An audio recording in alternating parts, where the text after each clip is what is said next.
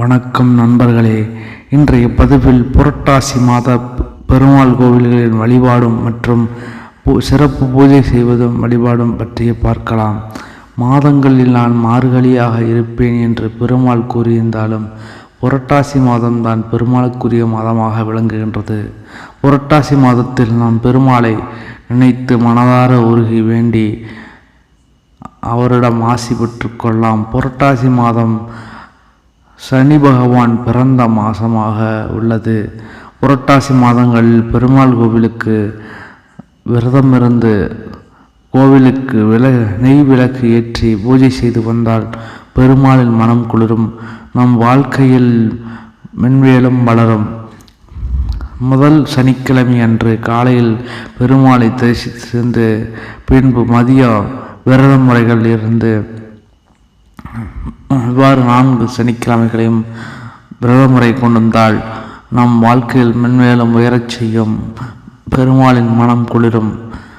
2வது சனிக்கிழமை இவ்வாறு செய்ய வேண்டும். 3வது சனிக்கிழமை அன்று ஒரு முத்திரை தேங்காய் வாங்கி கொண்டு அதனை உடைத்து அந்த முத்திரை தேங்காயில் நெய் விளக்கு ஏற்றி அதற்கு அரிசி வைத்து பச்சரிசி வைத்து அதற்கு மேல் தேங்காயை வைத்து விளக்கு போட்டு பெருமாளின் கருவறைக்குள் கொண்டு ஐயரிடம் கொடுத்து அனுப்பி இந்த விளக்கு எரியும் வரை நம் கோவிலில் இருந்து வந்து வழிபாடு வந்தால் நமக்கு தீங்காத பல பிரச்சனைகள் நம் குடும்பத்திலிருந்து விலகும். பெருமாளின் பார்வை நம் குடும்பத்திற்கு ஏற்படும், நீங்காத செல்வ வளங்கள் அதிகம் ஏற்படும். இவ்வாறு பெருமாளை தரிசித்து வந்து வர வேண்டும்.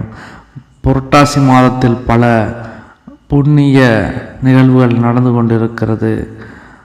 ஆதலால் தொழில் நிமித்தமாக கவலைப்படுபவர்கள், அதிக வியாபாரம் இல்லாதவர்கள் புரட்டாசி மாதத்தில் பெருமாளை தரிசித்து வந்து வழிபட்டால் உங்களுக்கு கண்டிப்பாக ஒரு முன்னேற்றம் ஏற்படும் தொழிலில். அது மட்டுமல்லாமல் அரசாங்க உத்தியோகத்தில் வேலை பார்ப்பவர்கள் சிலர் இடைஞ்சல் அதிகமாக கொடுப்பார்கள். அவர்களுக்கு நம் இது மாதிரி பிரச்சனை இருக்குது அப்படின்னு நினச்சிட்டு மறுபடியும் வழிபட்டு வந்தோன்னா எல்லா பிரச்சனைகளும் தீரும். முடிஞ்ச வரைக்கும் திருப்பதி போயிட்டு வர்றது மிகவும் சிறப்பானது. அடுத்த ஒரு வீடியோவில் நம்ம முக்கியமான பதிவுகளை பற்றி பார்க்கலாம். நன்றி, வணக்கம்.